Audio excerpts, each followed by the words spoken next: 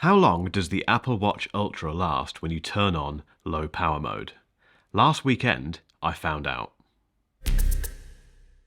Every February, I go to the Lake District with my brother-in-law and a bunch of other guys. We call it the long walk to the pub because that's basically what it is. But over the course of 2 days, we basically scale a few mountains, or fells as they normally are, and end up at the Boozer for a few beers. Now, in the past, I've always taken an Apple Watch with me to track those walks, and they've done a fairly good job of it. I think the last one that I took was the Series 7, and just like every Apple Watch before that, it would always need charging at the end of the day. The Apple Watch Ultra should be a different beast though, because if you believe Apple's marketing campaigns for these, then you can use them for scaling mountains and doing ultra running and diving to the depths of the ocean. So surely it can do a fairly good job of tracking a slightly hungover bloke's walk across some mountains in the Lake District. Even better, when you turn on the low power mode for this, you're supposed to get 60 hours of battery life. And according to Apple, you get that 60 hours of battery life from minimal use, which they define as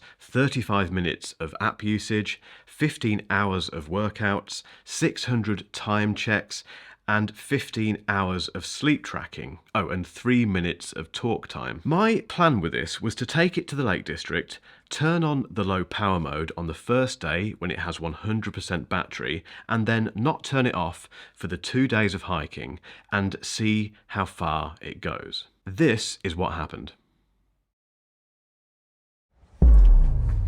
Right, it is 8:05 AM. I've taken the Apple Watch off the charger. It's got 98% now. It had 100% about 10 minutes ago. That's not a good start. Anyway, I'm gonna put on the low power mode. Here we go. It's cold. It's starting to rain because it's the Lake District, but it is still lovely and beautiful. But yeah, let's see how this goes.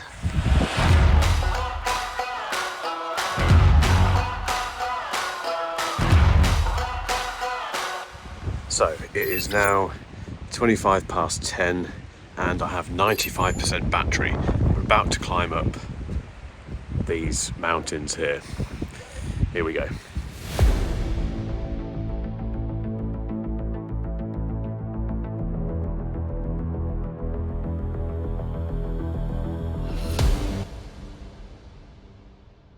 Right, the time is 10 past 11 and I've got 93% battery left. I'm not doing this alone though. I've got Matt here who's got a Garmin. What is it, Matt? 255. A Garmin 255. And when did it come off charge? 3 days ago. 3 days ago. How much battery? 74%. After 3 days. And how many workouts? 3 activities, 2 runs in this. It's going to win, obviously.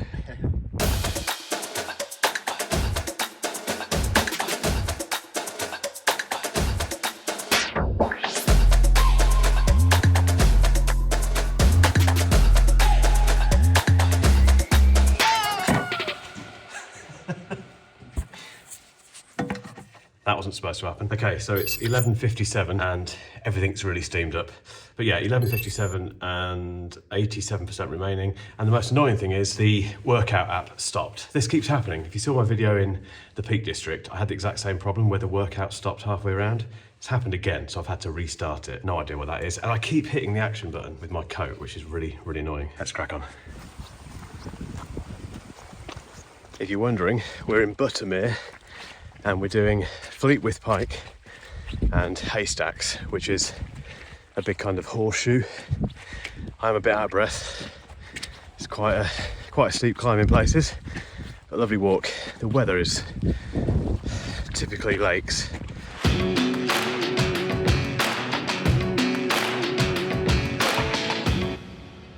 Another quick moan. I'm getting loads of ghost touches on the screen of the Ultra. Every time I look at get the watch out to look at it, it's paused the activity, it's opened the music app, it's tried to connect to Bluetooth headphones.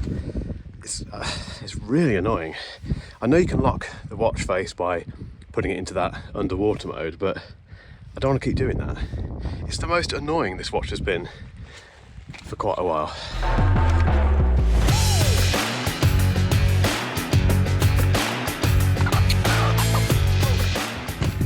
Right, sit rep.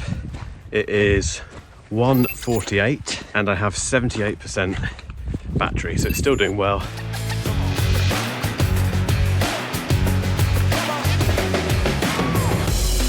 Right, that's the walk done. It's 2:45. I've got 74%. Matt, how much have you got? I have 63%. So the Garmin is still technically winning, isn't it? Because it's been on for like 3 days. See how it goes tomorrow. Yeah, let's see. Anyway, cheers.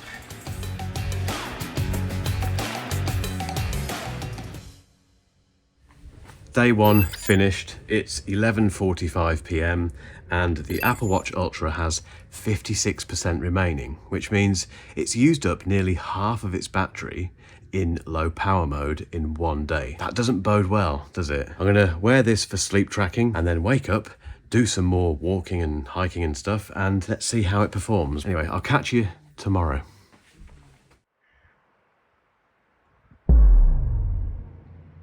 So the watch stayed on with me all night for sleep tracking and it's at 48% now. We've got another day of hiking ahead. So yeah, I still think this is a 2-day watch.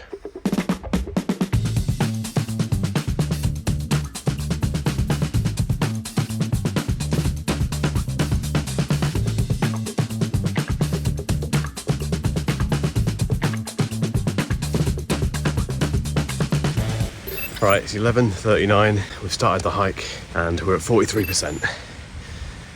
Will it make it through the rest of the day?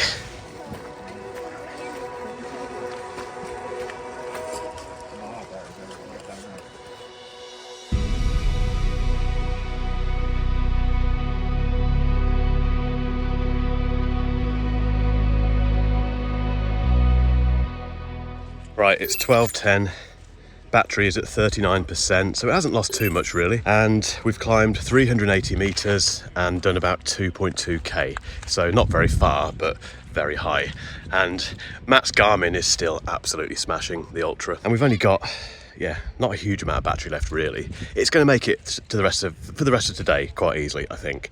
But I wanna see if it makes it through the evening, overnight tonight, and then in the morning. So I'll check in again soon, but yeah, that's the latest sit rep. I was getting very angry with those ghost presses yesterday, but I've locked the screen from the start today and it makes a massive difference. So that's my one big piece of advice from this trip. If you're going hiking and you've got an Apple Watch Ultra, put the screen on lock because it will keep stopping the workouts. It's really irritating. And the other thing, which you can't really turn off or can't stop, is the action button. So the action button's always active. And what I was finding yesterday, and to a certain degree today as well, is that my coat keeps pressing against the action button and marking segments on the workout, which isn't a big deal. But again, it's annoying, really annoying. Anyway, 12:30 and 38% battery remaining. Let's keep trekking.